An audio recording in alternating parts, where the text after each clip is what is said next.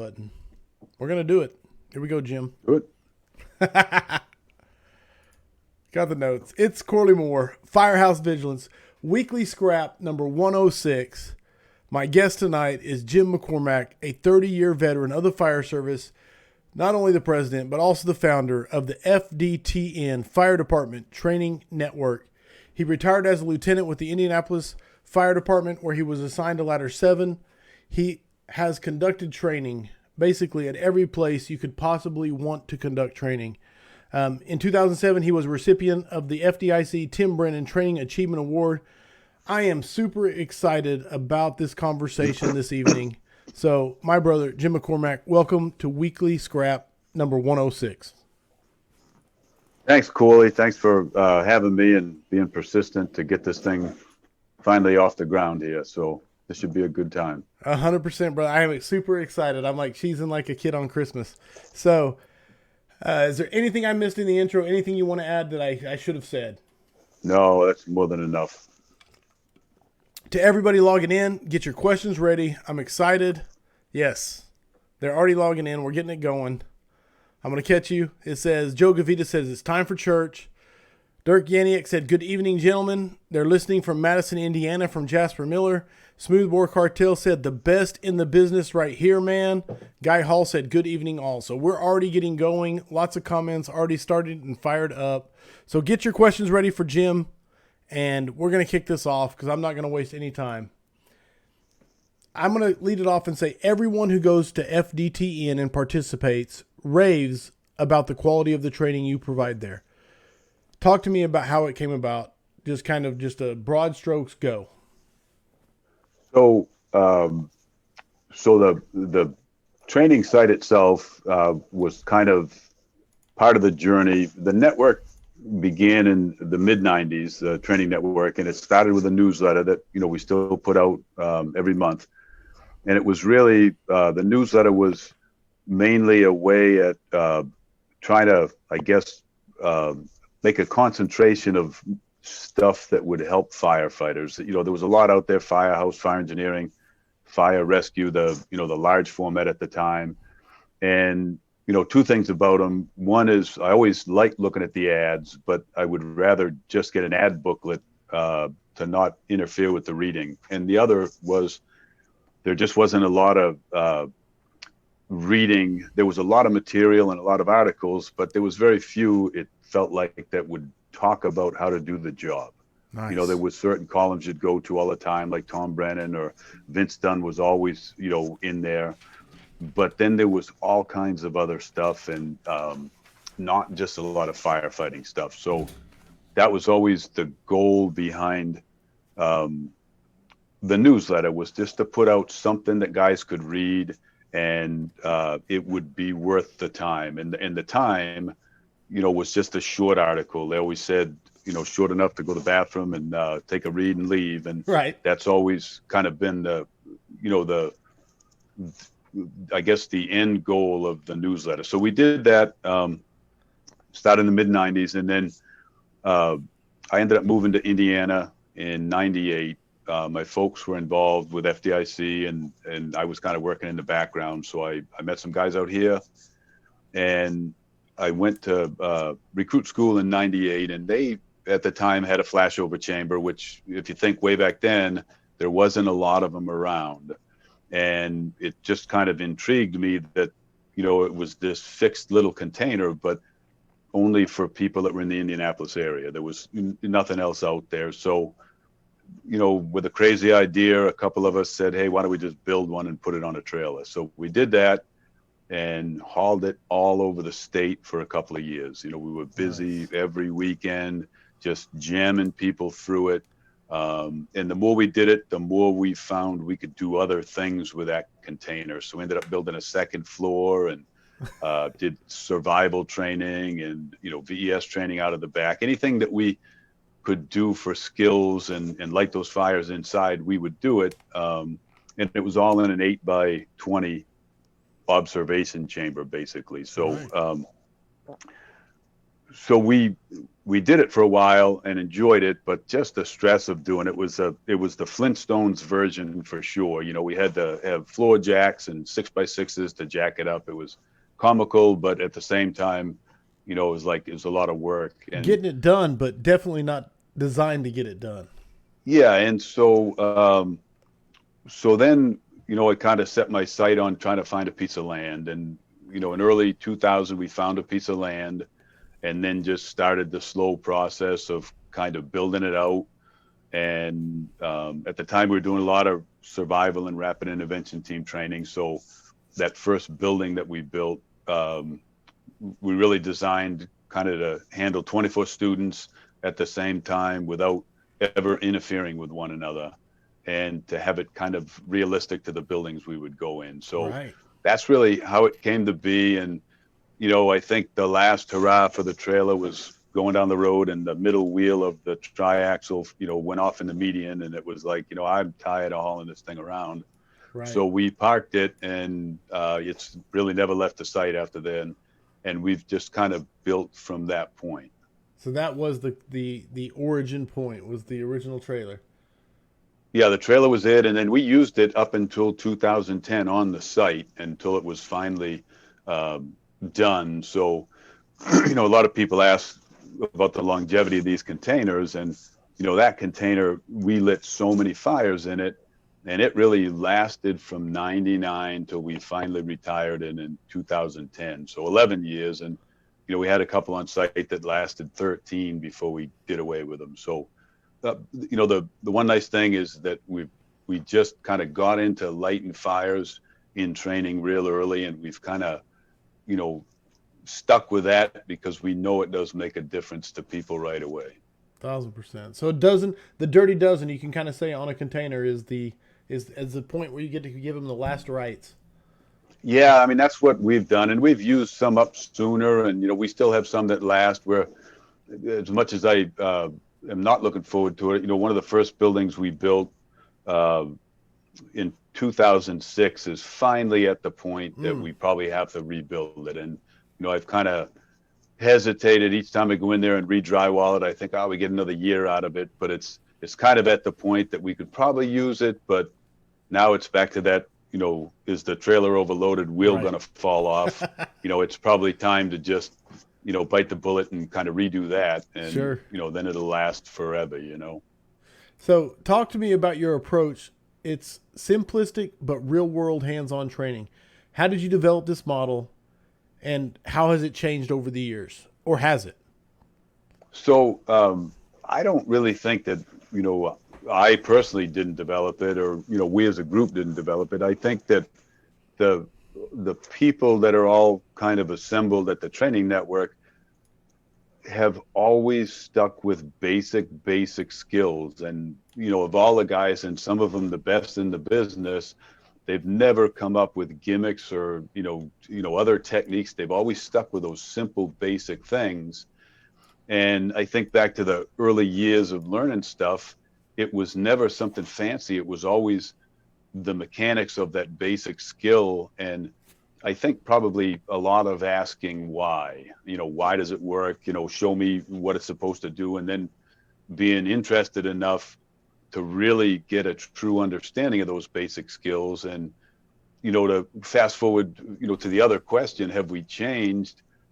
You know, I could say we're going to run a class next week, and we'll be teaching the same stuff we were teaching in 2000. Right on. So it, you know, we don't feel it has changed, and, you know, nothing revolutionary has come along to make a hose stretch any better than the things they were doing for successful hose stretches back, you know, way before we even started doing this. And somehow, you know, I guess there was too many forks in the road where people went different directions. But at the end of the day, it's simply hard work and practice, I guess, with different pictures or different layouts in front of you. And I think that's probably what we've been able to do to maintain the approach of simple basics. You know, I kind of say, if you come to an engine class, you'll stretch a lot of hose from a hose bed, and you'll stretch a lot of charged hose in a building around obstacles, upstairs, downstairs, around corners. And if we told you you're just going to do that for 3 days, you'd probably never come. But the funny thing is, guys come for 3 days, and then they want to come back for 3 more. Yes. And all we've done is make them stretch hose over and over and over again. But we've given them a different picture in front of them every single time. You know, Right they might do on. it in this building, they might do it in this building, they might do it in another building, or go back to the same building with a different layout. But all they've really done is tried to master or perfect the art of hose movement in a building so that they're successful at getting to the fire room. No, I love it. Okay, are you ready for your first question coming from the audience? Yeah. Yeah. And this is coming from Kyle Romagus. He said, Corley, ask him about the certification balloon. I don't know what that means, but I'm supposed to ask you. So, you know, certification, that's a big thing people are after. And we've given a certificate every class to every attendee that we've had. And we truly feel it still means something, even though it's a piece of paper for us. It means something because we won't give a certificate if somebody doesn't finish the class. That's just kind of a pride thing with us. hell yeah. But in the early years, we had a second certificate we would give knowing that people came for the certificates. And it was a balloon that said, this is your certificate from the Fire Department Training Network. And we would tell them that if you came for the certificate, then just fill this balloon up when you go to a fire and throw it at the fire. And it might actually do something to help you. Other than that, the certificate's worthless without the training. Very nice. So we haven't reprinted them. Okay. I was going to say, how many have you passed out? Well, we passed out a lot, but then we hadn't reprinted it, you know. No, that's fair. Now, I want to say your standard. Chief Isaacson says this. He says, and I quote, this is a quote from him. He said, he is the #1 in the world of vocational firefighter training that sets the standard so high there really is no number 2. So explain to me your standards and what they mean to you. You know, I would say, I think that first off, I think the level that guys get is from all the people that come in and help. You know, it's not just me for sure, but I do have, I have pretty high standards. And I think along the way, and I tell this to people all the time is, you know, never lower your standards, but you better learn how to adjust your expectations because that's a big thing that gets a lot of guys frustrated in the firehouse. But, you know, for the training end of it, it's if we believe something should be done a certain way, then we go out of our way to set things up for guys to successfully try to do that. But along the way, there's plenty of places where they could perform poorly, knowing that they'll get another chance to try to, you know, perform successfully. So the standards, I just think that, you know, we kind of hold the line on it. If this is what you're supposed to achieve, then we're going to get you through that. And I think that probably separates a lot of people in the training world, I guess, is a lot of times if a student can't do it, it's not about the student. You know, the first place I look is to the guys handing off the material. And were they able to recognize that the person needed some kind of guidance or help, and then move them along without stopping them in the middle of a group of people and making them feel uncomfortable. So it's kind of a testament to all the guys that are out there handing material off all the time. And, you know, I am that guy that is the quality control man, I guess. You know, Right. if something's kind of sliding, or we tend to maybe get that organizational drift where it gets off the rails slightly, you know, part of my job is to make sure it doesn't get off the rails, and to identify it well before it's even at that point where it's teetering. So I don't know if that answers it, but you know, I would say that we just have these strong beliefs that this is what'll help people in real fires, and then we try to make sure that we put them in real fires and allow them the time to practice and make mistakes, but then not make mistakes and try to meet those objectives. And, everything that we do out there does have an objective. The thing is, a lot of people don't know what it is. And that's okay, because, we don't sit there and teach a class like that. But at the end of one class, while we end with fires and we end with engine and truck companies performing simultaneously, one of the objectives of that class is to have a truck company be a second due truck and vent a roof on a second floor fire. So that's an objective, but in the training, we would never tell guys that's what they're doing. They'll show up and tactically they'll vent that roof on the right type of fire.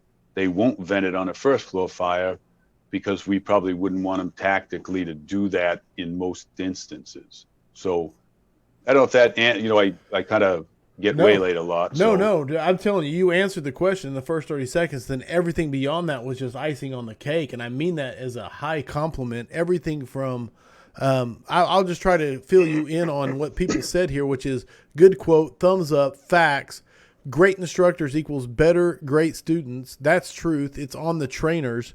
We are only as good as our instructors teaching us. It's a great philosophy, Jim. So no, 100% you answered the question beautifully, sir. And beyond. I think what ends up happening, and it goes back to that standards, I guess, is that, and this is, we're just a group of guys doing something we love doing, so it comes pretty easy. And the other benefit is, a lot of the guys had a lot of fire duty in their time, so they knew what worked and what didn't. But I think in a lot of training today, the standards are lessened because the capability of the trainer is not what it really should be sometimes. So it becomes difficult to, I'd say, for instance, for 25 years, we've used a wire box for our written survival training. Right. And there's probably 220 feet of 14 gauge wire in every box. Ask the guys coming in who wants to wire it, and they'll say, well, I'm getting in a little later tonight. I hope they're done. Right. But the reality is, that goes back to that standard. No, it's got to be this pattern. It has to be correct. It's got to be tied correctly. And then the reality is, when students get in front of it, it's our job to get them through it. And it's not to coach them through it, but for us to get them to get themselves through it in a positive way that they take a lot out of it. And I think, as I've seen entanglements props morphed over the years, I always see the boxes like we have, but then I look at the wiring pattern and it's like, what happened to the wires, guys? And I think a lot of it becomes lowering what they could get out of that training, maybe because guys handing it off might be uncomfortable with somebody getting stuck in there. So I do think, and I could say that for a lot of different things, but it is that the level of those guys out there that do the training at the network, they're able to see in all different kinds of students the things that they need help with, and they can just kind of direct certain stations to help those students. But then if there's 8 guys in a group, they'll recognize the 8 different things that 8 different people need and never get off course in training, still keep it in the timeline that we need. They'll still get them through, and sometimes multiple reps, and have time to have a talk about it afterwards and send them off to the next one feeling better. Wow. And learning something. No, that and with that being your standard, that's amazing. Now, before I have a whole bunch of stuff I want to throw at you coming from the audience, so I want to get to it, but I want to ask you this question, which came up as I listened to you talk, which you talk about the changing of the standard on the wire prop. Is it just a, in your opinion, of course, I'm asking you, just a approach to failure in training, where failure, like they try to avoid letting people fail to learn, or not telling them that failure is the point so we can get better? What do you think is the reason for that lowering of for a perfect example, the wiring diagram? So, honestly, I think it's just trying to get more people through, and not being comfortable recognizing that a guy needs. I tell guys all the time, a joke in the trainer class we do there is, I'm big on getting their first name when they go in the box. I want to talk to them by name just to let them know, hey, Corley, you're doing great. And, we joke and talk about it, and you could have done the worst possible job I've ever seen in the wire box, but I'm never going to tell you that. I have to be your cheerleader too, and there's a way to be a cheerleader and not take away from what they're trying to do. And so in doing that, I think you learn how to get people through difficult skills or stations that they're performing instead of just changing the station to meet your ability to deliver it. And I think that probably, and it's just if you're not comfortable delivering it at that particular difficulty level, it's not even about failure. It may be because they can't perform it, but truly, as I said earlier, I would always look to the guys handing off first to see, maybe we missed something in the delivery or the setup if guys aren't able to perform this. But I think with that wire box example, because it's a tough one, right?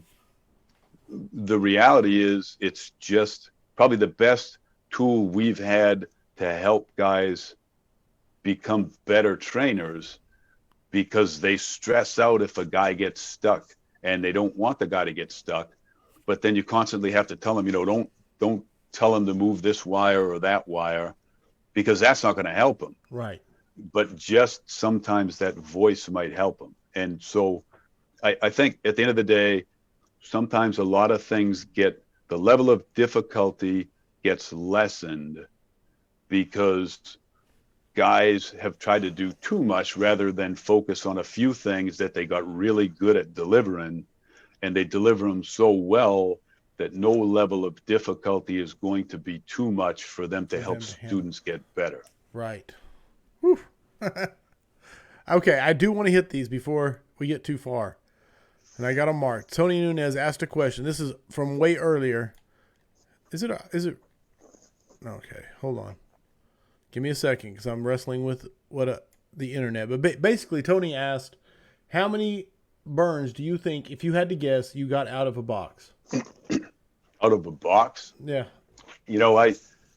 I don't even know. I could say thousands for sure in some of these containers. And I really don't know. I don't even know if I could go back and figure out how many we've done. So on the class we just finished, we did 115 fires in 3.5 days. And so that was in different buildings. But, in those early years of the flashover chamber, we were doing 5 or 6 burns a night on at least a Friday night and a Saturday night. And we were doing it, when it was good weather, over and over again. The building I talked about probably rebuilding, coming up, was the main building we used at a time. It had 15 burn rooms in it. I think we're down to 11. And that was our main burn building because we had all those rooms and we needed to have so many fires at the end of a class. We had 8 fires in a day or 12 fires in a day. So we just did it over and over again. And so I honestly, I have no idea, but it's a lot. No, absolutely. I think that, for somebody considering containers, I'm not sure they'd ever burn in them quite as much as we do in a lot of them. So I don't think, those things wearing out from burning is going to be the issue. I think that the amount of work it would take to do as many fires as they're considering would probably be the limiting factor, because they'd have a tough time finding enough guys to put that much work in. Yeah, okay. No, it's fair. It's a fair answer. Dirk Janiak says, how do you become a great instructor, or better yet, how do you pick your instructors? So, I think the way that you get better at doing it is to do it over and over and over again. And I think that, you do have to kind of stay in a lane. that whole master of all trades, jack of all trades, master of none type thing. Right. We have guys that do the engine stuff. We have guys that do the truck stuff. We have fewer guys that can do both of them. And usually those guys that do both of them, they can plug in most places, but they're a rare commodity. And, the guys that focus on, so I take a guy like Timmy Collette who does a lot of the engine stuff. I don't think there's a better guy out there doing engine stuff. And that's what he does over and over and over again. And he doesn't do crazy stuff. It's about moving hose, stretching hose, doing hoarder operations, doing 2.5 operations.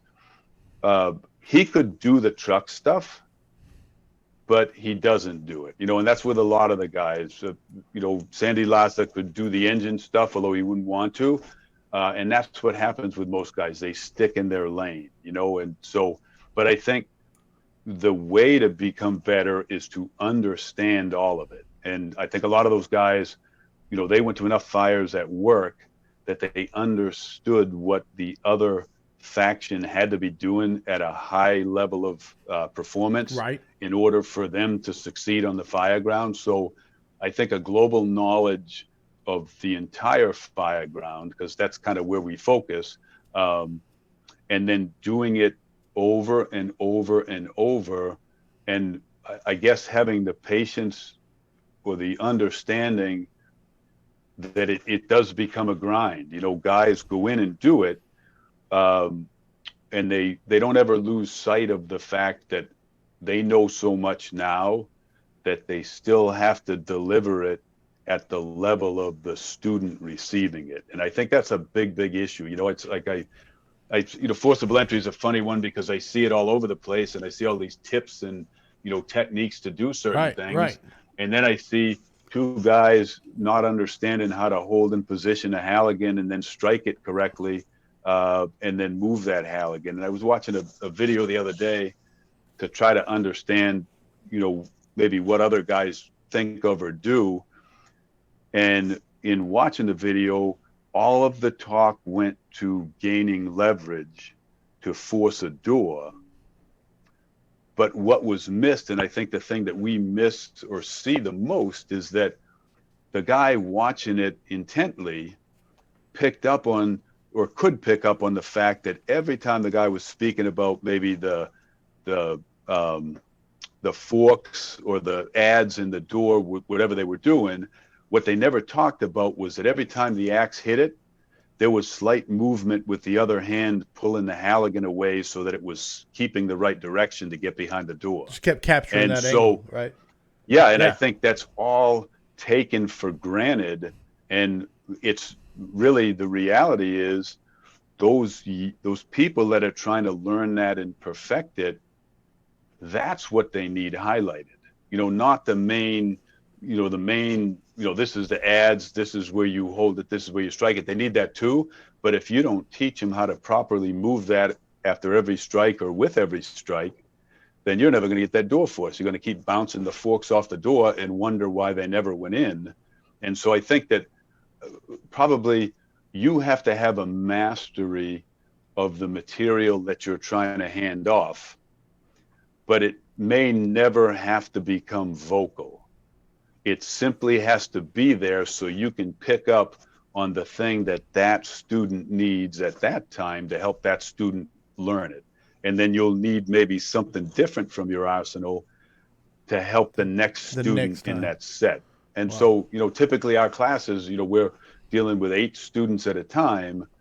So while you'd love it that if you could say one thing and then let them practice, they all got it on the first round, the reality is it doesn't happen that way, because everybody's different, right, and everybody learns different, and everybody has to practice in their own way. And so I think, to answer the question, to be really good at handing that off, you have to have done it many, many times. You have to have some experience doing it for real. And I do believe you can make a lot of that in training, but you still need some real world experience. But you have to have the patience to not step in when a student's trying to do something. You might not start that way. And I used to do a lot of rope rescue training too. And The thing was, the more you do it, the more you learn to step back and watch other people perform, because they may go about it in the early portions of setup a different way than you would, but the end result is the same. And so I think a lot of times guys step in too soon and they don't let students try to work through the problem, because at the end of the day, they may get where they need to. But if they don't, you need to know how to help them. And I think, to go with that forcible entry a little more, I can't tell you how much of this ads technique I see in forcible entry. It's a function of forcible entry props. It's a function of a lot of things. But practicing ads technique on a door is not something guys have to go to some training event to learn. They need to learn how to actually force that door and get those reps. And so that's the difficulty that we're trying to achieve in the training. And then if you get them really fluent at that, then all those other things that are usually just tips or techniques beyond that, they kind of come to them on their own, which is even better for the learning environment, because that light bulb goes on in their head and you didn't have to turn it on. Wow. Okay, I got to catch you. I got a question from Kevin McCart before it goes away. Kevin McCart, he said, elaborate more on don't lower your standards, but learn how to adjust your expectations. So I think it works, just as much being in the firehouse every day. The nice thing about us talking together and, the training that we do and that you do and a whole bunch of these guys do, and I know these guys as well, is that, they get around like-minded people a lot. And what they have to realize is that, while it would be nice to have all those like-minded people on your crew at the firehouse, it's not really possible. So sometimes, it is on you to develop your guys on a crew to get to the level of performance you want. But if you think they're all going to get to where you want at the same time, or even if they care to get there, you're kidding yourself, unless you can put that crew together with those people. But you better learn how to get your expectations to where they slide, because that's the thing that you're not going to be able to change. If you change your standards, then you've lost the game to other people. You've become the people that you didn't want to become because you changed your standards.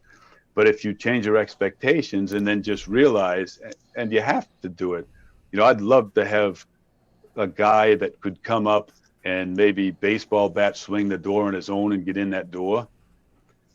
But I could, look at the guy, I had guys along the, through the years on my crew that I said, this guy's just not going to get it, whether it's that skill or some other skill. And I'm going to destroy myself if I think that I'm going to get him to the level I want him to perform. So, you got a couple of choices. The big department, maybe the guy will move. Otherwise, you better find a way to get what you can out of them, but realize that is maybe not the standards that you would have. Right. So, but if you lower yours to his, then you've shot yourself in the foot and you're just, not who you thought you would be or wanted to be. So I hope that helps, but just for all the guys listening that, you see at the different shows or different training events, just realize you're spending your time with like-minded people when you go to these things. And while you'd like to have that same level of interest back in the real world at the firehouse, you may not have it.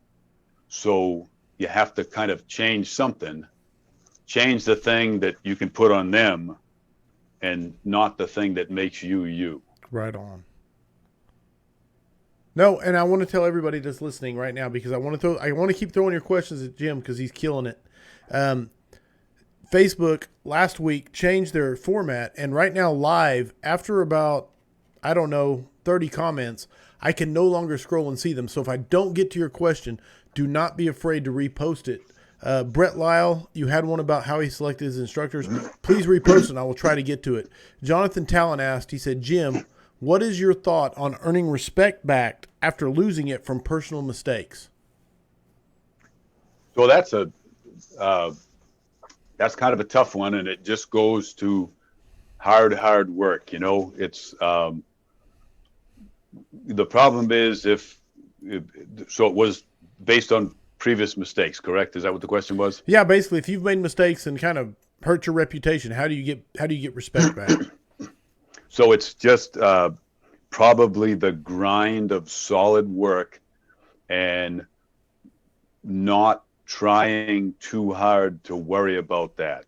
So if you do the work and you continue to put that effort in and you keep making better decisions and good decisions, some people, firemen are the worst. They have memories like elephants. And they won't forget anything. But you can, through performance, change people's view. And, it would depend on the exact situation. If there was something, with one individual that really was a problem or something, and if that individual won't let go, then you're probably never going to get that. So go back to your expectations question and say, you might have to change your expectations of what you could get for that guy to, look at you again in a different way. But I do think through performance, you can get that respect if that's what you're looking for. And it's just going to come from that. I mean, there's nothing else that you're going to be able to do, because at the end of the day, if we're talking about the firehouse or the fireground, it is performance that matters. The fireground, it's physical skill performance. The firehouse, it may be mental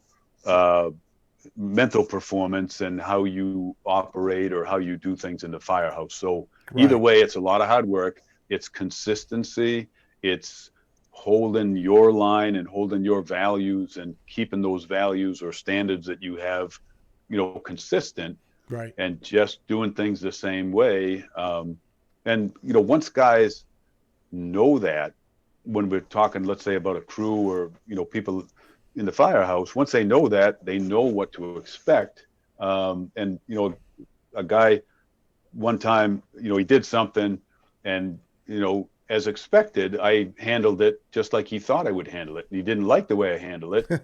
And I said, you knew I was going to do that. He goes, yeah, I did. So I said, why'd you do it in the first place? And if you did it in the first place and knew this is how I was going to respond, then shame on you, because, I did that. But he also said, well, at least you're consistent, and that was the thing. So that consistency goes a long way. People get to know you. They'll figure you out eventually. And if you made a mistake and it was just a mistake and you owned it, and I guess that's probably something we should have said early on, is you got to own it. Right. Right. And realize you got to learn from it too. It's, if that's a big thing. Right. No, absolutely. Because if you don't learn from it, then if you just keep making mistakes and you don't learn from it, then basically you're just a dumbass. Yeah. Well, or, it's certainly not going to get the respect you're looking for. The thing about making a name for yourself, or respect or whatever, you're going to get something. It may not be what you want, but you're going to get something. And that's the whole thing about making a name. This guys want to, become more important or something, and it doesn't really matter. You keep going. If you want to make a name for yourself, you'll make a name for yourself. And we tell guys all the time, it may not be the name you wanted to make. The one you wanted. Certainly making a name for yourself. Right on. All right. Brent Lyle did repost his question. He said, ask Jim how he has handpicked his instructors over the years. So, and I apologize because it came up earlier.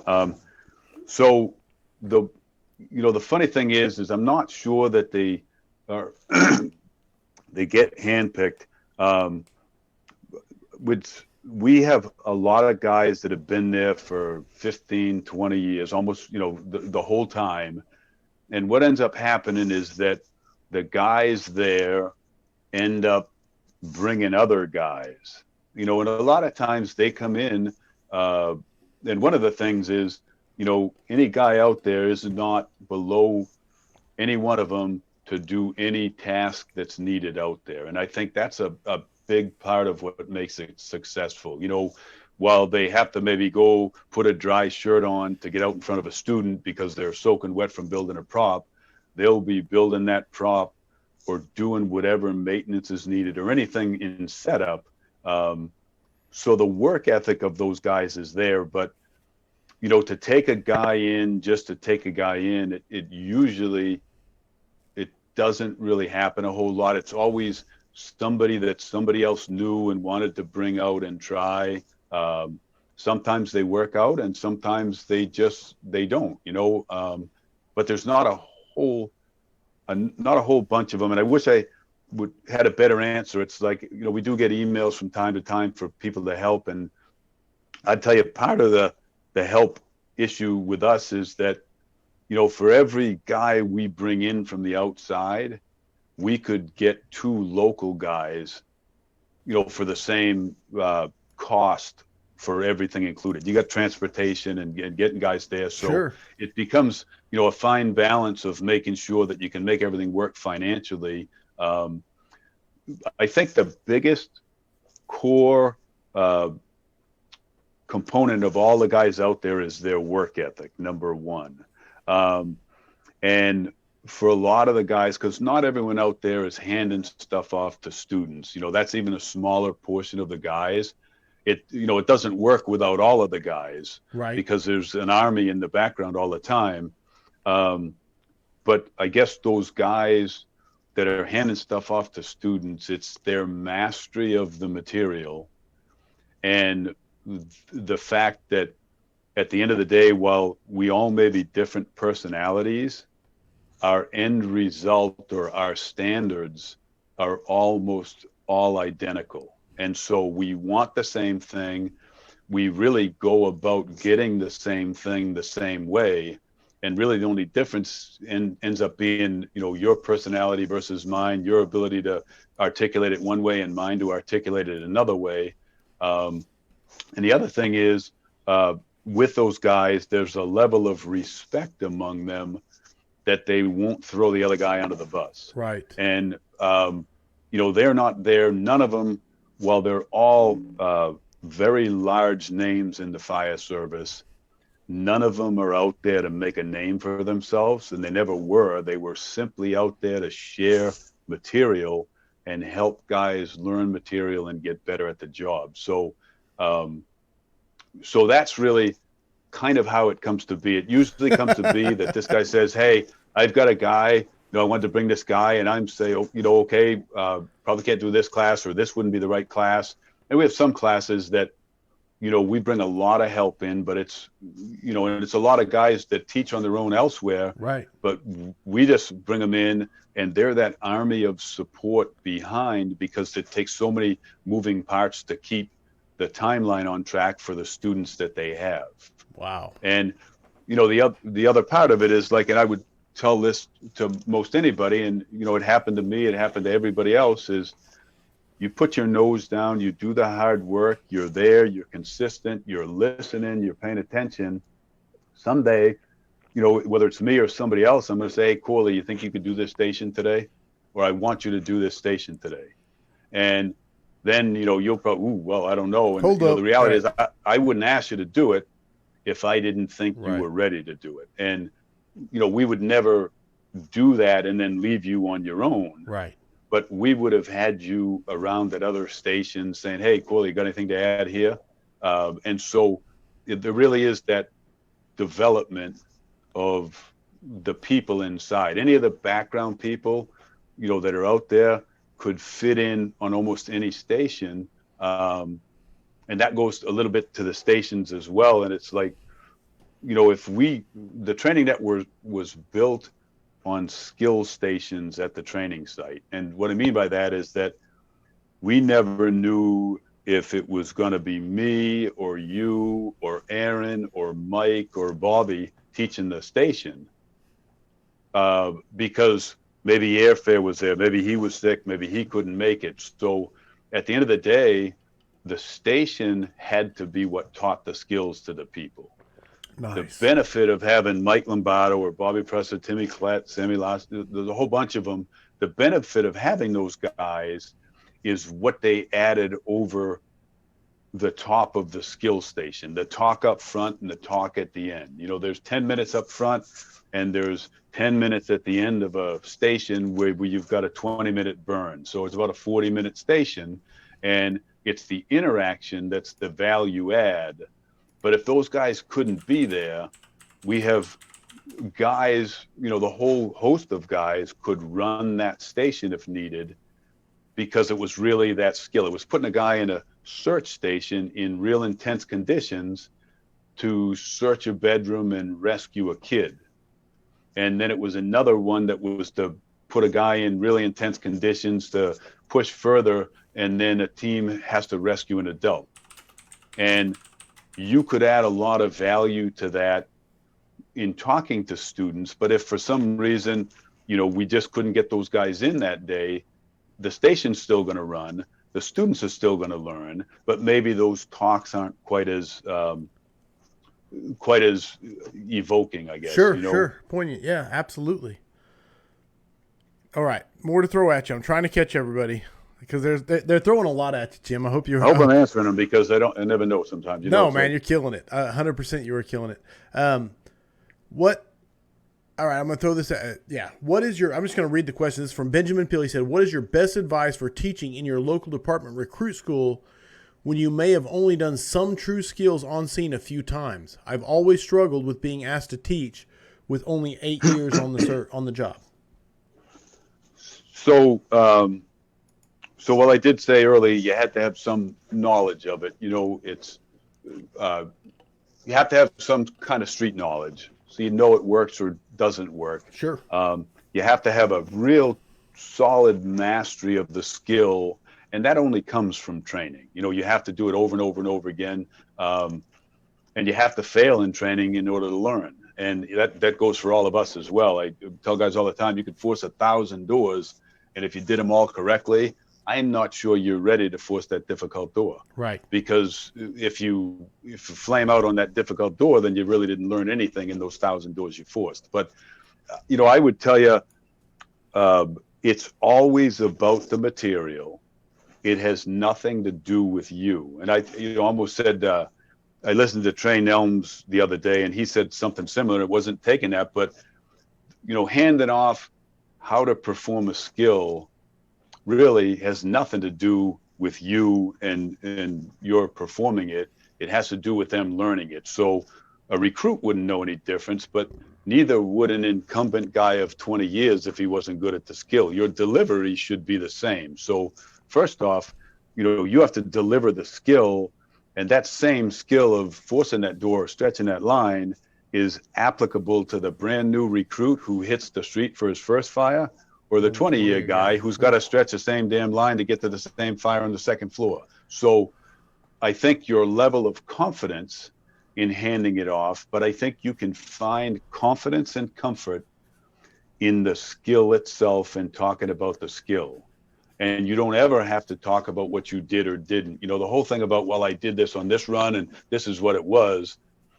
You know, I don't ever talk about that. I often wonder if it's just my memory or what, but guys have elaborate details of runs they went on, and I can't remember what I did 100 feet away and told myself I had to remember when I get to the door. I can't remember that sometimes. Yes, I love that. So just keep it about the material and be so good at the material that you can handle the questions that come your way. Don't bullshit them.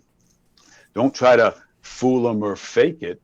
And if you only know this skill this way and it's solid and it works, and you teach them that, then until they start to gain more experience through training and doing things, they're going to have to experience their own failures. But if you give them a skill that you did 50% of the time it worked and 50% of the time it didn't, then you probably shouldn't have been teaching that material in the first place. Right. So I don't know if that helps, but you know, 100%. learn the stuff inside and out, and just talk about the stuff. And at the end of the day, because we do believe in the basics and the simplicity of them, the stuff is pretty simple. What happens is that when you combine the skills into a sequence of things that skill is involved in, right, that's what's not practiced enough. So let's say forcing a door. If you force a door and you're up next and you go into rotation on a forcible entry prop, well, that's all well and good. If you're forcing a door on the front of a commercial building, let's say a residence or whatever, a difficult door you're trying to get in, and the host team is right behind you, they've just flushed your line, they bounce it off the building, you got wet, and you're still not in the door, that's a different environment, and the pressure of that environment better have been practiced somewhere else, because if it hasn't, you won't be able to handle the pressure of performing that skill. At that point, yes. So it's kind of amazing that when you add heat and smoke to any of these skills that aren't performed in heat and smoke, it's a totally different ball game until they're able to perfect the skill that they learned without heat and smoke in an environment that they'll actually be working, which is heat and smoke. And I think that's something that's kind of missing. So hopefully that kind of hit it. Dude, focus on the material, absolutely. keep it on the material, and just always make it about the material, and you shouldn't go wrong. I want to tell the audience so far, guys, unbelievably good job with the questions so far. You guys have been doing great, reposting them and everything. So far, I've gotten to 3 of the questions I had for Jim. Everything else has come from you guys. I've got a request from Chief Ike. He said, please tell Jim the fire service thanks Becky for making FDTN happen. She's the foundation. So I want Who to is? No, just that. Thanks. Becky's been supportive of it for the entire time, and she kind of knew she was getting into it when we got married, and just kind of went along. And it's been good for us. We kind of built this thing together in the the back side of the business, let's say, while on the front side it's been built by all those other guys. So I'm just a lucky guy to have her and all those other guys that support the whole thing. And I do want to say, I mean, this is my own observation of this, is this theme of humility that runs from not just you as the guy, the president, founder, etc., but also when you talk about the framework of the support cast behind it, it's this theme and this vein of humility that runs throughout, man, and it's pretty impressive. So I don't know what I mean by that other than saying thank you for that. No, Kyle Romagus has a question here. I'll switch it from the angry, but he said, Jim, in your opinion, what percentage of the students that attend FDTN trainings are really as proficient at the basics as they thought they were before they attended? I don't have I probably can't give you a percentage number because it'd be hard to pin some kind of number on that. But I can say that the perception bubble gets burst frequently. And what I mean by that is that we go in with a perception of, our ability is this big. And then when we get faced with a task, our skill sets, probably at this level. And that's all of us. So everybody could use some practice. And what I would say, I came across this quote, and somebody else posted it online, but it was an ancient philosopher or something, said, it's impossible for a man to learn what he thinks he already knows. And that was some guy way back. And so I think what happens is that, we've been fortunate enough to get students that they come in and they're able to probably make that hiccup and realize that bubble or the balloon just burst. But they're given ample opportunity through the course of time that they're here to kind of mend that and actually become better, and so it really is. I will say that we've been very fortunate that we get students that want to come to the training. Right. That's a big thing. I've done plenty of department trainings, and that's a completely different animal. Goes back to the other question, whether it's recruits or incumbents or whatever. Right. I mean, it's tough to hand stuff off, but at the end of the day, if you stick to the material and know that you're trying to accomplish it, you will. But, that thing is, we used to put prerequisites on a lot of things. Part of it to, build a class structure and to build a student base. So we would do an engine 1 or a truck 1 and then have a prerequisite for the engine 2, truck 2. And, over the years we talked and said, we're not sure it really matters. We give a prerequisite because if they don't go back and practice this stuff, they come in at the same level they were before they got here for engine one. And they still go out after 3 days performing at a high level. The problem is if that 3 days is then separated by 400 days before they hit the next 3 days, right, then it's going to be that same level. And so, that's another thing about training and realistic training is it can buy you some of that work experience that you're not going to get at work. And, I've seen it many different times say, it's just training, it's not real. And, I kind of beg to differ with you. If I can create the stresses of a real fire ground and get you in your own head while you're trying to perform skills and get you past that in your head stuff to perform skills well, that's pretty real stuff. If there's real heat and real smoke, you're learning how to do these things in real fires. And so, I don't say that they're not real. They're as close to real as you can get. right. And if you think for a minute that the knowledge and learning and your level of skill performance is not preparing you to perform on the fire ground, then you're kidding yourself. Right. But the problem is you just can't do it one time a year.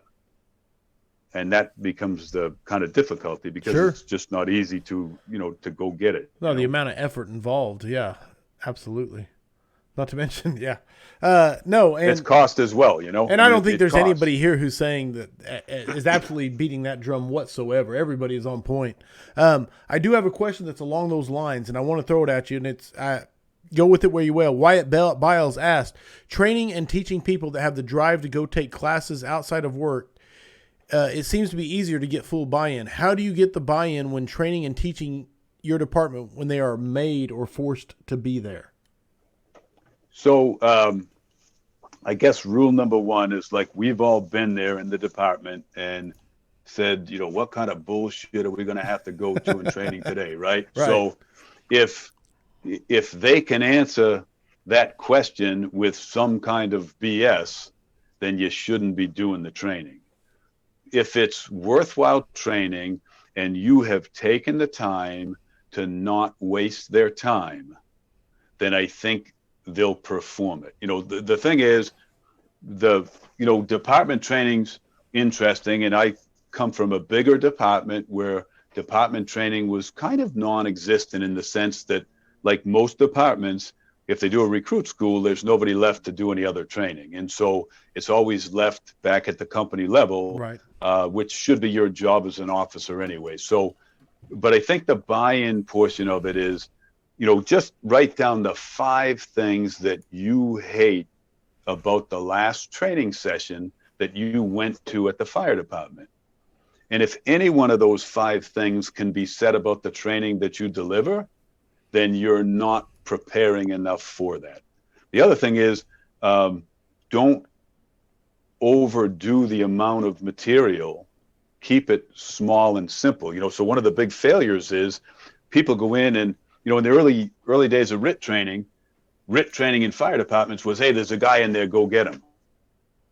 So they didn't teach him how to get him packaged. They didn't teach him how to secure his air. They didn't teach him how to do drags or get him up a set of stairs. They just said, go get him. And so it never really was something that would lead to a goal that was finished and kind of finished successfully. So just remember that we misalign objectives all the time. We look at a group and say we're going to do some kind of training, and then we get that group in, and there's simply not enough time to do the amount of training that you're trying to do. So in a typical fire department, you're lucky to get them for 3 hours, let's say. Right. I would Right. say we did department trainings in Indianapolis where we did a morning block and an afternoon block. They had to be at work at 8, so they couldn't even be to training by 9. They had to get out and eat lunch because there had to be enough time for the next crew to get there at 1 o'clock. So 3 hours. And then in that, you got to take all the handshake and BS that's taking place at the front end and all that kind of stuff. Haven't seen it for whatever. And then you finally get to training. So you're lucky to have an hour and a half, maybe 2 hours of training in that 3 hour block, if you're lucky. And in that, what can you really perform for the numbers of people that you brought That you're into getting training? coming So in. now, if you have 8 people, 8 people have to do something. And so again, it's don't waste my time. Don't, give me something that's just BS. Don't make me stand around because you're not ready. Don't be setting up training while I'm there waiting for you to give me training. All those things that you bitched about when you went to training that was horrible. Right. Don't be doing it if you're going to deliver the training. And so, will you ever get buy-in? I don't think you're ever going to get buy-in from those people that didn't want to be there.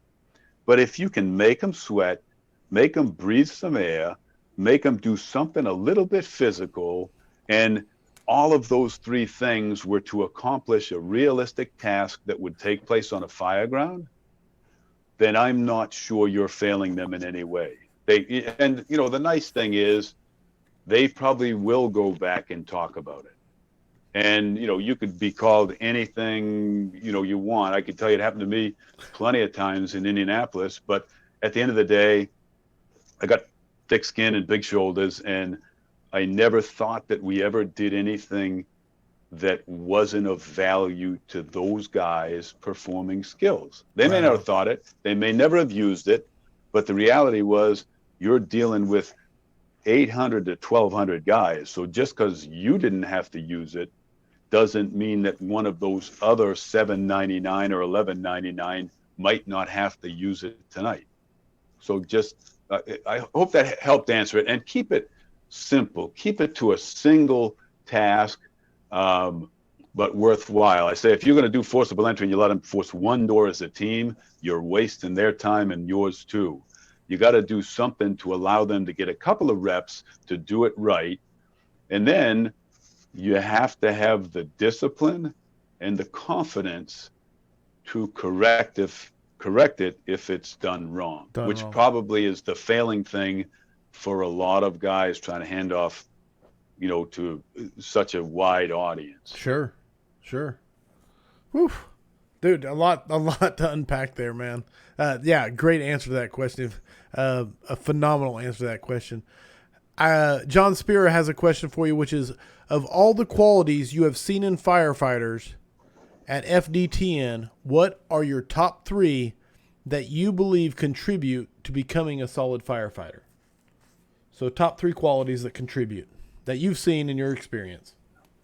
So I think, their desire to learn, because they're there, their drive to actually get there, and perform the task, especially coming to the training network. The guys have to fly, they drive a long way, there's hotel rooms, rental cars, there's a whole bunch of costs to it, in addition to the cost of it. And so really their desire to learn, their drive to get there and to truly learn, and I think their perseverance to actually stick with it and not get frustrated and give up. So just, probably a type of drive in a couple different areas that they need to keep doing it. And, I think that's really what we see. I always tell guys, very seldom do we get duds as students. Right. Because of the effort it takes for them to get there and for them to actually perform. And like I told you earlier, is like we would never get a certificate, not that it mattered about the certificate, that's nothing. But you don't just, bow out for a day. I mean, very seldom. If there was something, if a guy cramped up to the point that, it doesn't make sense to let him finish the afternoon, then, hey, we try to get him to at least be around to hear the talks. And then we try to roll them back in. But, you do that for a day and a half, then it's just like, well, why don't you maybe come back some other time? Because it's not really, you're not really doing anything for yourself, and you're certainly taking away from the other students at that point. No, absolutely. But it's having the discipline to hold to those standards and not waver from them, Yes, sir. I had a question. I want to throw this one at you, and it's changing from the angry. It's Christopher Snow said, what training scenario have you seen been more humbling to the students than any other scenario? you know, I would say that we've got a couple in the RIT class and the rescue class that are pretty tough. And really, at the end of the day, the level of difficulty is created by the students, not us, because of the performance during. And it's typically not skill performance as much as it is mental performance. Okay. And poor communication, which comes up in every one of our classes all the time, and all the skills, their ability to communicate under stressful conditions, and get what's needed to other people at the time that it's needed. So I would say that those really tank guys, and we do our best to try to make them successful. And we have very few that we have to chop off and say it's not successful. And I would tell you that from a training standpoint, you better have some outlets in those scenarios so that they are achievable. And what I mean is that, in any scenario that you look at partway through and you say, this isn't kind of going to make it all the way, then you have to have ways to kind of chop off or close off portions of the scenario that the students never see, that allow it to end in a positive light. And, the worst thing you could do is culminate in 3 days and then have a non-successful final scenario. Right, just putting the daubers in the dirt. Well, so you better find a way to make it not happen. Right. In a way that makes it grueling, makes it exhausting, makes them earn every ounce of it, but when it's all said and done, makes them exhilarated because they performed something so difficult, and now as they talk to everyone else, they don't go high-fiving, about how shitty a job they did.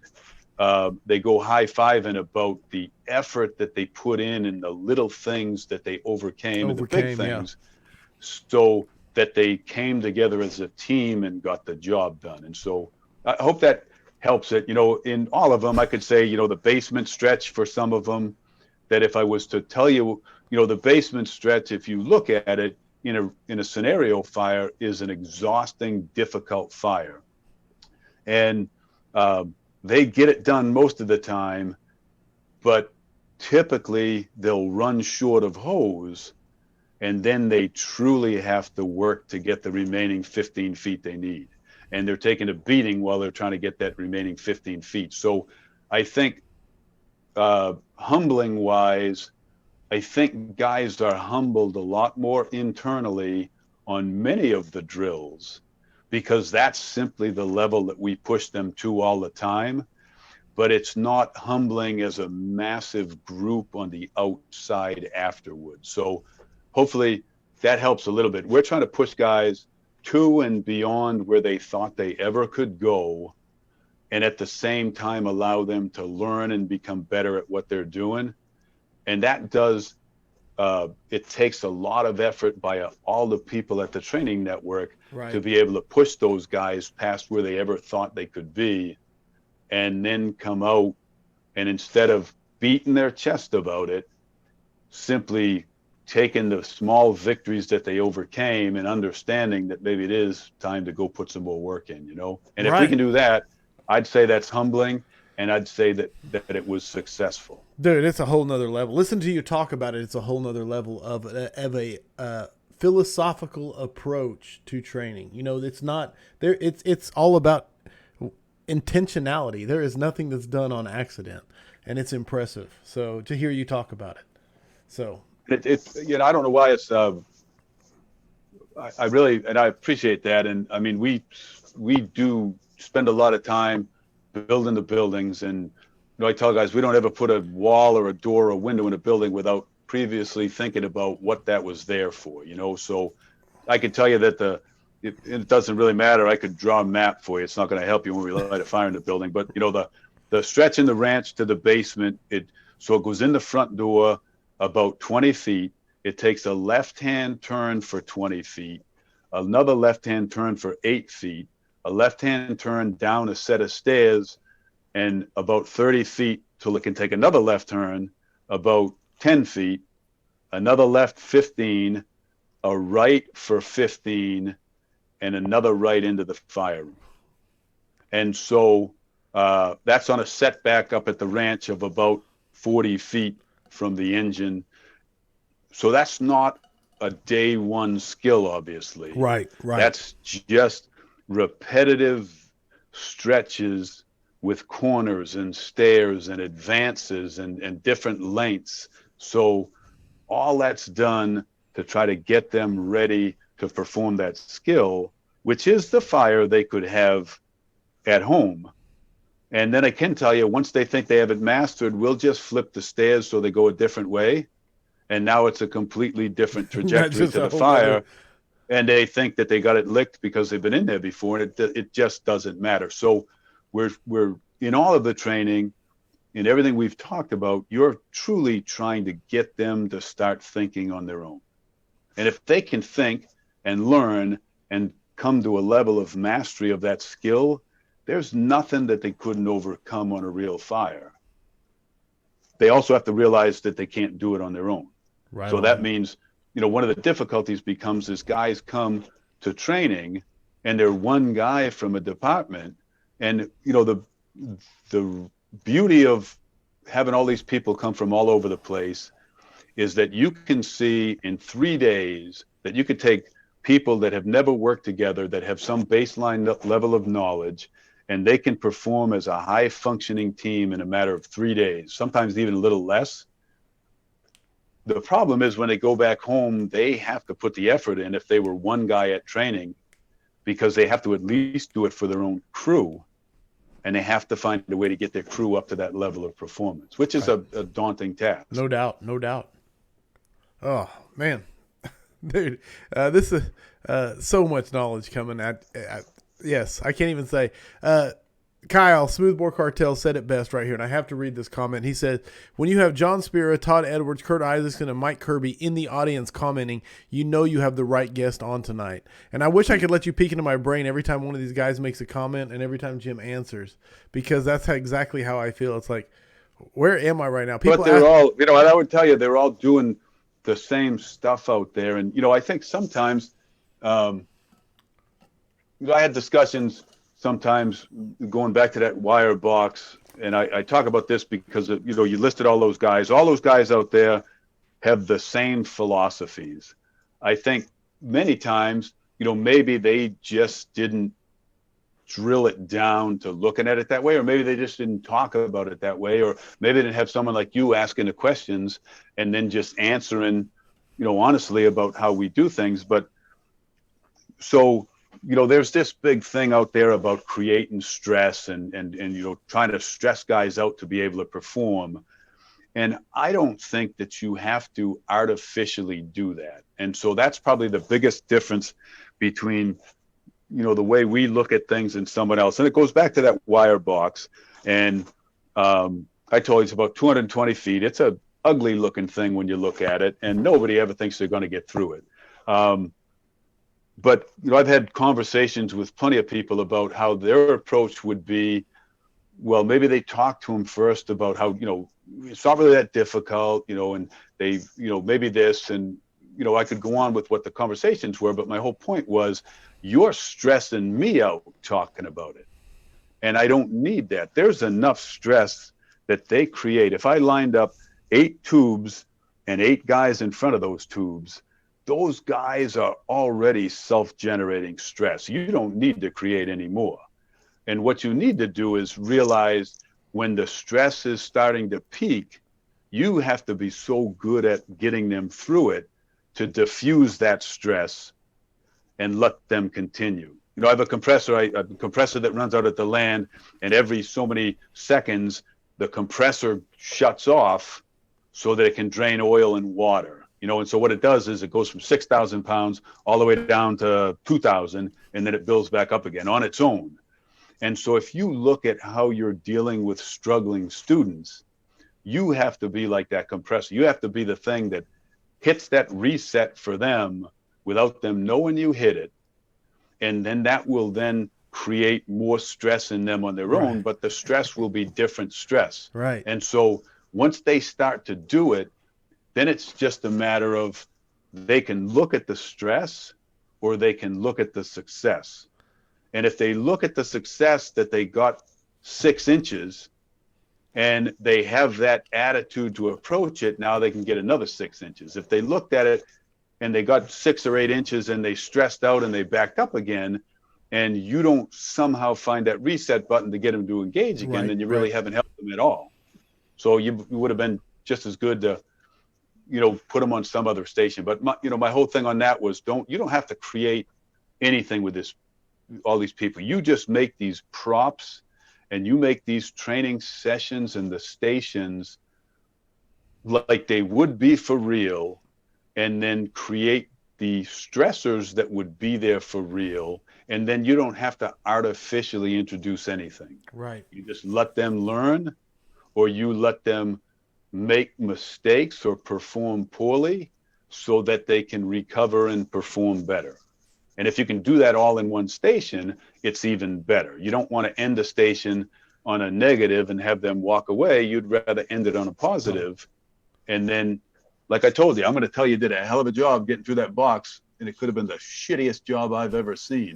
But you'll never know it until we talk about it afterwards. Right. And, we really wouldn't. And the thing is, then you get all those other guys. And even in that, there's some learning points after the fact to say, this is what a good team does. You guys were all helping him and giving him encouragement. And the only thing we have to do from time to time is tell a student, hey, don't tell him what to do. Just tell them, hey, keep going. If you tell them what to do, and we've seen this in students, and just understand this, is that if you tell them what they need, and then they do it, and then they move a little further, whether it's the wire box or anything, and then you tell them again, then they're going to move a little bit further, and they're going to stop. And what do you think they're waiting for? They're waiting for you to tell them again. Right. Right. And so you're damaging them more than helping them, like right? So you just star. don't do that. Right. Yeah, you let them do it. Like I said, you got to be their cheerleader. And, that could even be, I would tell you that guys out here have mastered how to be their cheerleaders in high heat, heavy smoke conditions, so they never know it's us. They just know that it's part of the operation. And a big thing I'm getting from it is it's all about letting them succeed, but it's not about blowing smoke up their butt. It's about letting them succeed and not tearing them down. They have to work to succeed, and they may get broken down, but it'll be broken down from their performance, not from anything we ever did. Gotcha. And that's the absolute no, and guys know it. You don't even have to say it. It's like the people coming in, that's not the way they do things. It's not their belief system. So it's, you'd never see somebody lighten into a student for anything performance-wise, unless it was something absolutely stupid that shouldn't have been done. And then you could probably hear it, where you are if it happened out here. Right. Because it will happen. Fair enough. Dirk, now I'm going to tell the audience real quick. I'm using the angry emoji because when I scroll through these, there's a lot of them, guys. But when I scroll through them, I can see the orange real quick because no one uses it but me. So if you get it angry, it means I want to read your question. So Dirk asked, what does Jim think about propane training towers and theatrical smoke? So we use fake smoke where we can. I think if you use fake smoke and propane, you're going to learn pretty quick that the environment inverts and there's nothing up top and maybe a little smoke down below. But we're not big advocates of propane. I do wish that we had a couple of propane tubes, let's say. But my theory would be is that we would light the normal room on fire. And the toughest part of doing live fire training for engine work is being able to put fires out. You just can't do it because you can't keep rebuilding the fires once they put water on them. So some kind of propane would work there, so that we could ignite something maybe up high. They could hit it with a stream and then it would go out, but they would still have all the real smoke and heat created from the OSB and the pallets and straw. And then when the next crew came around, we could hit the igniter, it would flare up on that tube and they would do it again. But if propane's all you have, it's all you have. It'll give you heat. I think your biggest issue is going to be to get smoke to to play well with propane. Mm-hmm. I just don't think that you're going to find that you can fill thick smoke to a point that it's going to create that. Now, you know, some of the elaborate buildings, you know, they have good smoke, they have big smoke machines, but a lot of times if you just stand up, then you can see, you know, from the ceiling down to about 5 feet off the ground or 4 feet off the ground, because the smoke was inverted when the propane filled up, and just there's too much pressure up there for that smoke to overcome the propane and the heat and everything. So if it's all you have, I would use it. I can tell you this, you know, there's a lot of people afraid of lighting fires, you know, in buildings like we do. And I don't mean to, you know, they just don't want to do it. They want some clean, replenishable alternative like propane. We just don't feel that it gives you what you need for those conditions. And, you know, they're pretty expensive systems in their own right. So I don't know if I answered the question. So I'm not like, if that's all you have, once again, if you create the right stations and you know, put the right drills together, you can create a somewhat uncomfortable environment for them to perform in. Sure. So do it. You know, if you could use propane and smoke barrels with straw, you might get a better result, because you'd have a little bit more hanging smoke that's going to, you know, be an issue for guys. So, you know, those are my thoughts on it. No, I think, you know, at the end of the day, they're just expensive, and, you know, we're a kind of a low budget operation. So, you know, we don't have the money or wouldn't spend it. You know, I look at a propane, I asked the guy, make me a propane ring. I had some guy call up from a company, and he said, you know, maybe we could do something. And I thought that meant maybe he wanted to give me something to try, and that wasn't it when I called him. But I said, I'd like a ring that I can put in a window that has a nice amount of fire in that window, but I want to be able to move it from window to window. I want this prop, so on size up, they can say, hey, fire showing second floor, you know, Bravo side or whatever. Nice, yeah. And he said, you know, we probably could do something like that. And he goes, you know, I don't know, I'd have to really work the numbers, but it probably costs around, you know, 15 to 18 grand. I said, really? I could buy 9 containers for that, and I can just put a guy up there with straw and a smoke barrel and make him throw fire out the window if he had to. So I'm just not sure that the $18,000 for that prop came anywhere close to the value of $18,000 spent for 9 containers, and what we could do with that for 10 years. Right. And worry about it, right? Well, and that's what I was going to ask you was, like, I get and you answered the question beautifully, which is, hey, if it's what you got, work with it. But if you had the magic, I mean, if you had the budget to build what you wanted, I think you answered the question of what you. But I think still guys still go, you know, for the other way. And I just don't think, unfortunately, you're going to be able to turn the minds, you know, that are driving what you get as a department most of the time. We've had a lot of success teaching, you know, we have a class on designing those container props where guys come in and then they go back and they replicate, you know, the things we do here, which is what we want them to do, because for, you know, little money, you could go out and be doing some real high quality training within a month. You know, I'd say, you know, even within 2 weeks, if you had the drive to do it. But a lot of times the guys that come in that are just looking are being driven by people above them that don't want some ugly looking container. And I tell you, ours, you know, we paint the ones in front so they look good, but the ones in back that do all the work, they don't look so good. But we never wanted them to look good. We wanted them to function. And right so on. They function really well. But, you know, sometimes you get into those situations. So, you know, hopefully, like I said, maybe if you picked up, throw some straw barrels in there if they let you do it. Obviously, they're letting you burn in the building anyway. So right. Some straw barrels would probably help you. And that gives you some of that more real smoke, you know? Beautiful, man. All right, here's the point. Everything, I basically got to my third question that I wrote down. I had 9 questions for Jim today. I got to the third one. Everything else came from the audience. You guys have absolutely crushed it, and Jim has absolutely crushed it fielding the questions and answering them. So what I always like to ask is, do you have book or books that you think firefighters should be reading? Doesn't have to be fire related. Just what books do you think firefighters should be reading? I love to ask this question. So I always tell guys the same thing. It's like, obviously I make a plug for the fire notes that we do because they're just, fireman language, skill level. But really, I tell guys, you got those. And so the two books I really like to always go back and look at are Fireground Tactics, from Manny Freed years ago, and Firefighting Principles and Practices from Bill Clark. And, the Fireground Tactics, I had them because I had them out looking at them, so I'll show them to you. This was the paperback of the Fireground Tactics, and then everyone kind of knows this blue Right. Principles and Practices. It was a yellow in the earlier version of it. But if you go down and look at those, I think they give you just a solid knowledge of fireground operations. And I say that, and then I say about training. In the training world, the fire service is doing a tremendous job teaching skills. There's been such a flourish of guys out doing training and good quality training all over the place.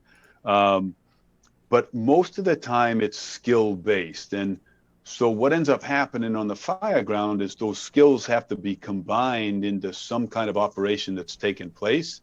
And I think that because we're a low attention span society in general, Right. and when we do this one skill, that's all we tend to look at. And that skill, like I said, that forcing that door behind that engine company with heavy black smoke coming from all the openings or cracks in the building, the stress of that operation under real fireground conditions causes problems. But also simply knowing the fire ground. And I think that's another one. I said mastery of skills, but you have to have a mastery of fire ground operations. And, the way we kind of look at it, or I do myself, is, you should be able to fight the perfect fire in a single family, 1-story residence, a 2-story residence, a 2-family residential style, a multiple dwelling, a strip mall, a hotel. You should be able to fight the perfect fire before you ever get to that fire ground. And if you show up on that fire ground not having that knowledge, then you're probably going back to, what Mike Kirby was on there. You said what he says all the time here is that good luck reinforces bad behavior. You're probably getting by doing something, but it wasn't because you absolutely smoked it from start to finish. So those books, they talked about the fire ground before all this other information got thrown in, and they're still pertinent today. I mean, you can take out the pictures and those things, but the reality is those guys were putting out fires back then the same way they successfully get put out today. But things that they did back then are maybe not occurring with the frequency that they should be on today's fire ground, because this whole other information overload system became readily available. And now guys are not doing things for whatever reason, but at the end of the day, when you do the things of old in fire buildings today, they really perform like the fire buildings of old, and you end up having successful tactics. So I'd say those two books. There's plenty others you could look at, but I always like to go back. Maybe you've never read something back there that put it out that way, and then you take a newfound look at the fire ground and the coordination of operations. We do engine company training and truck company training. We do RIT, survival. We have people from small departments and large departments. And the reality is, those large departments, their view of the fire ground is maybe more like the skills being taught because the engine's doing the engine and the truck's doing the truck. But those smaller departments have to know all those skills intimately. Right. And then they have to kind of like mix and match the skills they need for that fire at that time because of the staffing that they have and because of the arrival time that it took to get there. And I think that, a thorough knowledge of the fire ground, in addition to the skills for successful fire ground operations, goes a long way. And, there's new books out, but I haven't really found anything that lays it out in the simple terms like those did. Nice, man. But hey, you can't go wrong either or. But I want to hit this because you did touch on it, and I had one of my questions that I didn't get to, which is FDT and fire training. How do you? I think probably my question is, what is the secret of your consistency? It's a lot of hard work. I'll tell you that. We talked about it earlier. But never enough hard work to make me deviate from it. But, when I first got going with it, I always wanted something that I could read that had pertinent information. And even today, I simply look at it to try to, get something for your mind, something for your skill sets. And it's increasingly difficult to find material. And I do find a lot, hell, I'll probably go back and reprint something from one of those books sometime this year because I always think that it's good. Right. And the reality is when you read it, it's like, oh, wow, that makes sense. I'll do that or something. So I guess one of the tricks has been how to make something you've talked about over and over again appear different enough for somebody to engage in. To grab. Okay. Yeah. And, it's always a title. I was told guys, it's the title and the first paragraph. If you haven't captured me by then I'm moving on to the next one. And so even in reading stuff that I put in, I'm scouring the internet all the time, and there's plenty of guys out writing stuff. Some, I think I would use, some I just wouldn't. And, it's not that it's not good or not, but maybe sometimes the flavor of it or how it might come across. There's, in this day and age, material wise, that consistency goes back to that. I want to find something in it that would help a guy today on a house fire or on a maybe a building fire, commercial building fire.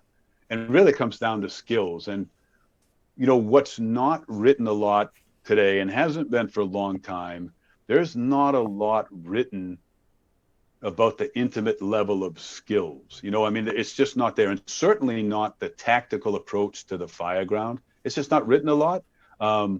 What there is a lot of is op-ed pieces, opinion-based pieces. Sure. And some of them are really good, and that really, I say it because it's a descriptor to say it was written as an opinion-based piece. But if it had been worked a little different, it could have been just a regular article. Sure. And I do take some of those and I try to rework them a little bit and ask the people that wrote them if they mind. And that's really it. And, so I guess diversity in maybe where the material was coming from, but consistency in what the material actually is. Represents. So, I'd like to get a whole bunch of different guys. Timmy Klett could say something about engine work, and so could Kyle Romagus, and it would be two different personalities saying the same thing that when read, guys might read both and pick up little things from both, although it was the same thing from both, if that makes sense. So, and that's, how do you do that over and over and over again? I guess it's just looking and knowing, sticking to my rule of, if you haven't captured me by the first paragraph, then I'm moving on to the next thing. And, typically I don't spend a lot of time on Facebook.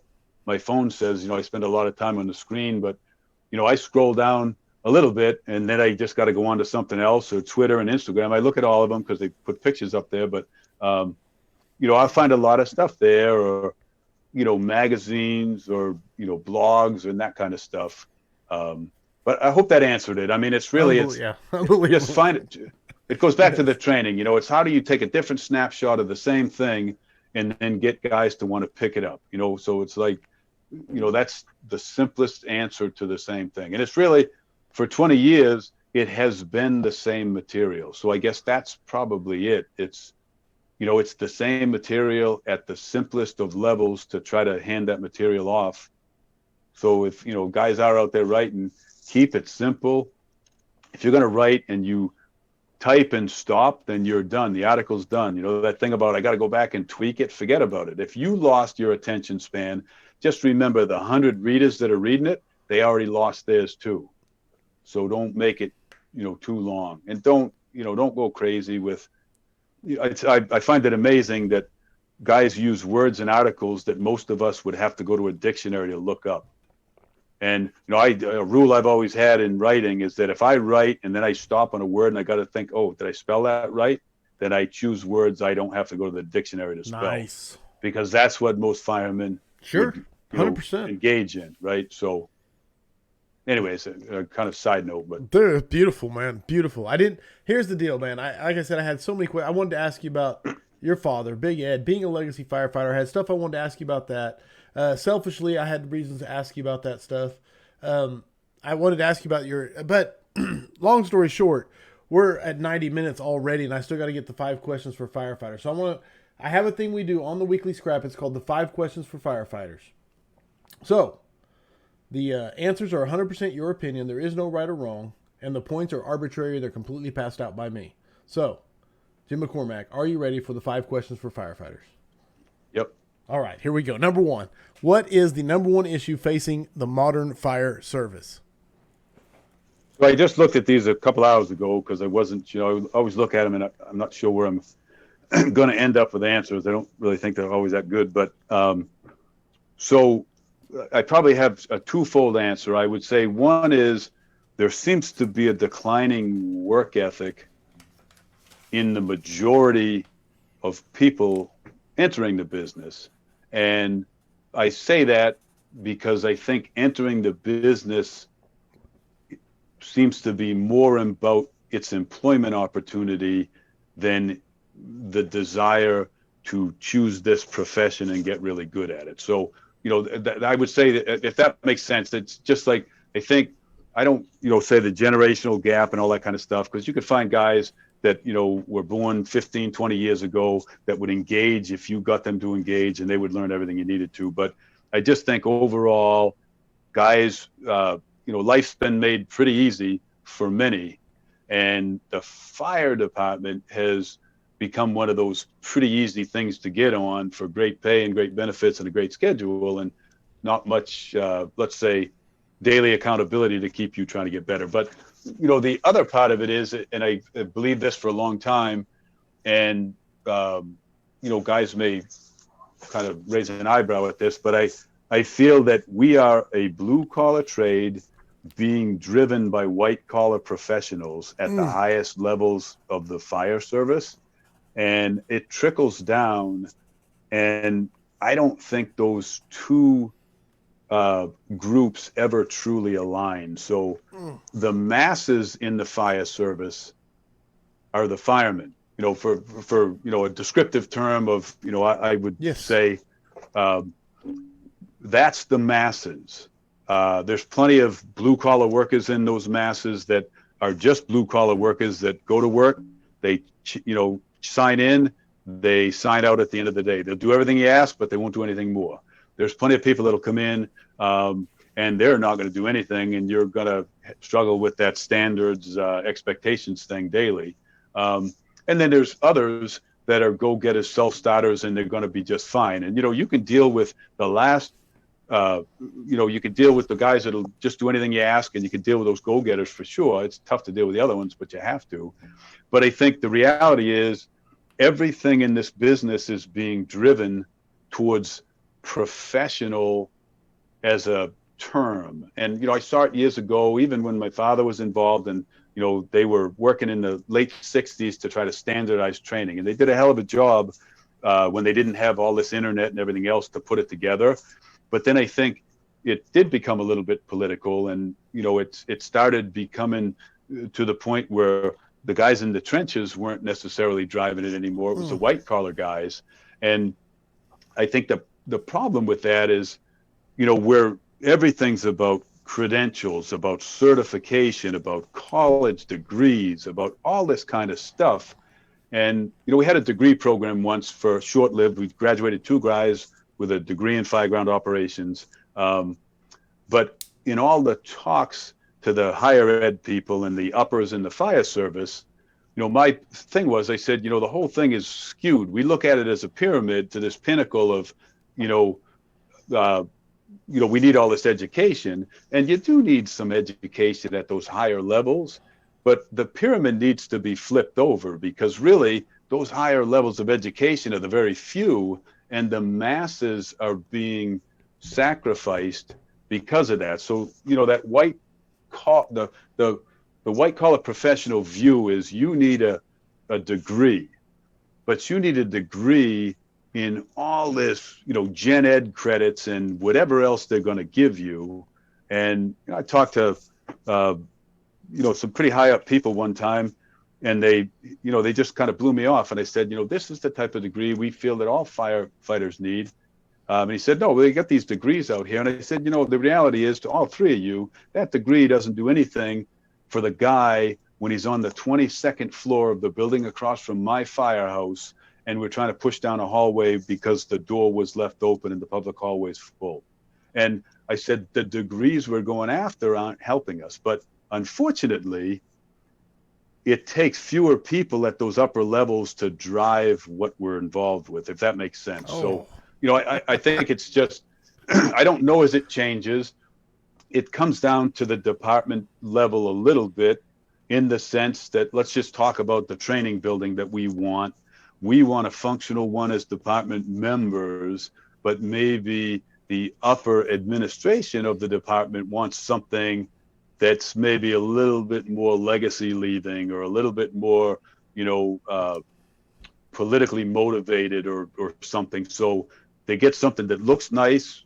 It's like, what the old beer, tastes great, feels good, whatever. But I mean, looks nice, has doors, but it just performs horribly when you try to teach firefighters how to actually put fires out in real buildings, So I think it comes down there. So probably a high horse I was on there a little bit, but it's hurting the fire service, and I'm not sure it can be overtaken. But I do believe that in the circuits that we run together in the massive amounts of guys training, if they just hold their ground and do what they're doing, then maybe someday, before we're all gone, we might be able to get degree programs that would be for going to classes at the training network, or going to some other classes all around the country that have worth and value to a firefighter, that might help him out, Yes. And I don't think I've ever been as adamant about how easily that is the max points of an answer I've received on question one. Unbelievably good answer. I try to avoid hyperbole. I really, really do. And that is one of the greatest answers I've ever heard on that. Yes. So anybody out there that is involved in college systems, that feels they have a little bit of input with the higher ups, I think that's what it's going to take to get something like this done. The big colleges out there that are, turning 75% of your life experience into 75% of your degree, and then making you do 25. They want no part of any of the stuff we just talked about. I've approached most of them. So, it's going to have to happen at a smaller level, college probably, but there's plenty of guys out there listening, or may listen down the road. Yes. I'm open to any conversation about that, because it can, we did it one time, just the small group of us were able to pull it off.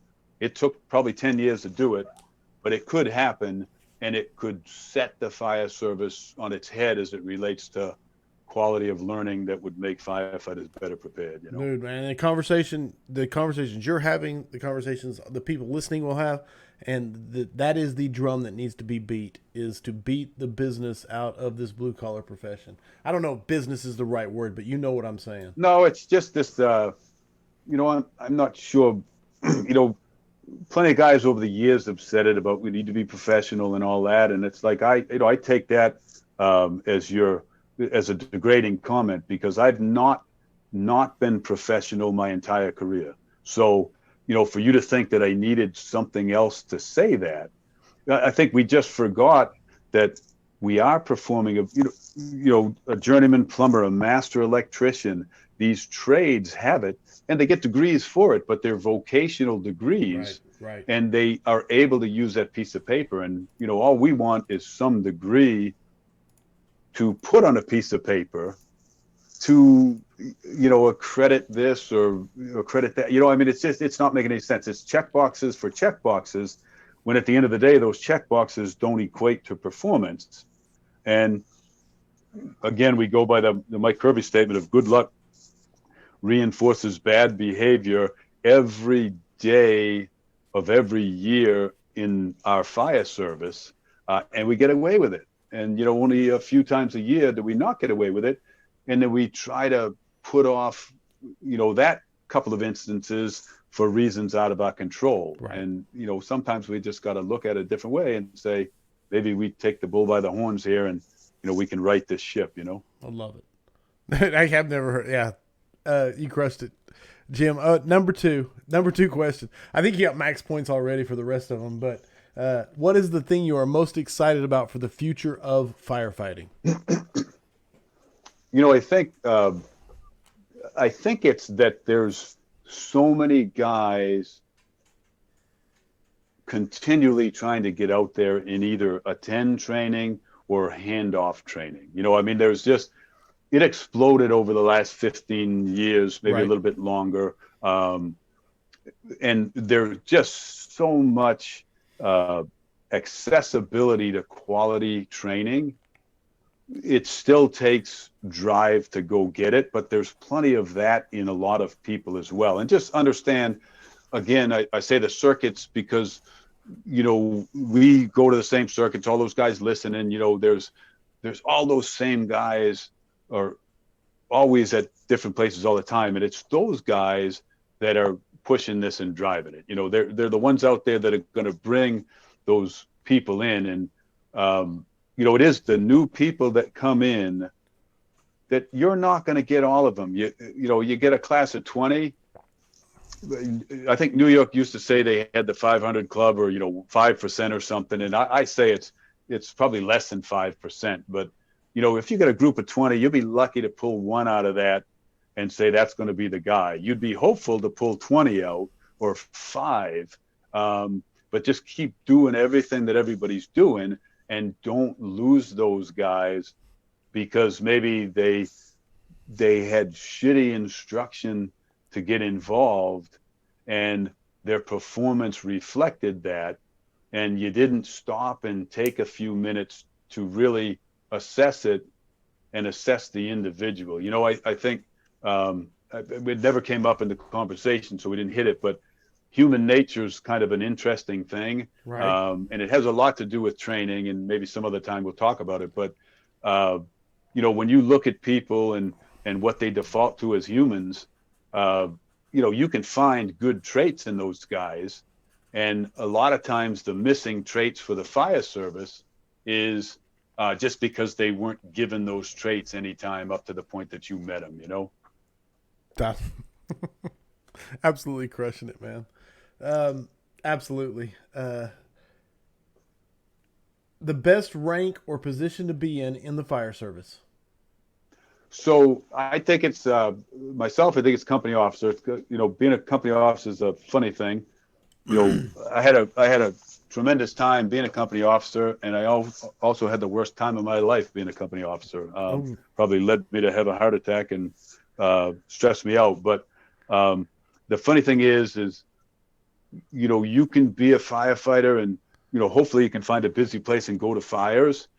But being the boss, and for me, I always wanted to build a crew. I wanted to build a crew that was second to none, and I think I accomplished that. But it comes with great pain, let me tell you. And but I think being able to do that and then performing on the street and just going out and enjoying that working together. So I think that I say company officer, and then I laugh and add this on the end, is like towards the end of most guys' career, even as bosses, they just want to get back on a busy engine or truck and just go to fires and not have any of the worry or stress. Yeah, I feel that. So I do think that there's something that maybe for being a good officer down the road, you should get your pick of back step assignments if you want them, if you can't get the busy companies, and ride your career out doing that. I feel that in my soul. The farther along I get, I'm at 24 years. I hit 25 next year. I feel that in my soul. I never thought I would, but yeah, company officer is always the correct answer in, for what it's worth. But I do feel that back step drop back in my soul. There's nothing better than a highly performing company that you're able to be the boss of. Right. Dude, on no the doubt fire about ground. it. No doubt I mean, about I say, it. and even not even on the fire ground, in the grocery store. Yes. Out with kids, all that kind of stuff. Just being in the district, those types of things. There's nothing better than that. Dude, nailing it, 100%. Best advice you have ever received? So I struggled with this one earlier. I don't know. I'd go back to Kurt's thing and probably say it was my father-in-law saying, "Take care of my baby daughter," but to take care of my girl. But in the business, I would say, many people, they always say, just put the work in. I guess that's it. Put the work in and just stick to your guns and work hard, and usually things will work out. So that's what I would tell guys. I mean, I don't know if guys were asking me, I would just say, keep it simple, be the best possible person you can be at every job you may have to perform. And I think guys said that to me along the ways in different terms, maybe, or different words, but I think it's all the same. It's an encouragement to just don't lose your drive, because you'll have bad days. No matter what rank, you'll have good days, you'll have bad days. But by and large, the good days always outweigh the bad days, throughout any career. And they even become better days after you retire. It's awesome. I've never met you in person, but I know your reputation from many people that I do know, and I can say that you do live that put in the work. So for what that's worth, as a compliment. Final question. Number 5, heavy fire and searchable space. Would you rather be assigned to the nozzle or first in on VES? So I was on a truck most of my career, so I'm always going to go with the truck side of it. But you brought up something, so I can speak a little bit to it, is the VES. And I say that only a function of the explosion of training over the last 15, 20 years. One of them is VES training over and over and over again. And all I would say about that is I would want to be, in your question, I would want to be the first due truck on that fire. That's what I would want to be, the first due truck. But all I would say about VES is sometimes the door's the easier choice. And what I mean is, we've stopped putting windows in some of our buildings on the second floor because we know if we have a fire in that building, somebody's going to take the time and effort to go get a ladder off the back of the rig and throw it to the window when they could have had the second floor searched if they walked up the stairs and the front door. So I don't know, if just another training nugget, I guess, to say, don't, learn the skill, know it inside and out, make sure you can do it in any condition possible, but then have the ability to size that building up and say, yeah, that might be a window to VES, but right now I'm going to the front door, and that may be where I go first. But I would want to be on the truck. So long way around your short answer you needed. There you go. There it is. The 5 questions for firefighters from Mr. Jim McCormack himself. Brother, thank you so much for answering them. I don't think I've ever enjoyed a 5 questions as much. I'm trying to think. I know I say it each time, but that's good. Keep saying it. It's just like good job. It's like, that's good job, Corley, right? Well, I'm just saying, it's like, right? I am the luckiest guy in the fire service because I get to interview people and ask them these questions, and every time, that's why I'm smiling so big, and it's why I say every time. No, you're doing good things like we talked about. Just keep doing it. It's I would tell you, and I told you this before, I'm going to give you some praise now. The grind it takes to do what you're doing consistently over and over again is a grind most people don't know. So I applaud you for it, and I know that you're helping a tremendous amount of people for doing it. So just keep up the good work. But I appreciate that, and I thank you for saying it. And I know my wife appreciates it because she has to put up with me more than anything. Amanda's a saint. I will say, how do people get a hold of you, get in touch with you, try to apply to come to FDTN? Give them the rundown. So we just put out next year's calendar today. But the email is just info at fdtraining.com, and the website's fdtraining.com. And then Facebook, we have a Facebook Fire Department Training page and my page too. So I think, the rules are you got to have your page to get that page. But any of those, but usually email, or you can send in an email off the website. I'm much better at those than like Facebook mail and that kind of stuff. I'm going to do it, but it's easier, especially when I'm not around a computer. Even though my phone can do it, I just kind of use the email out there. Beautiful. There you go.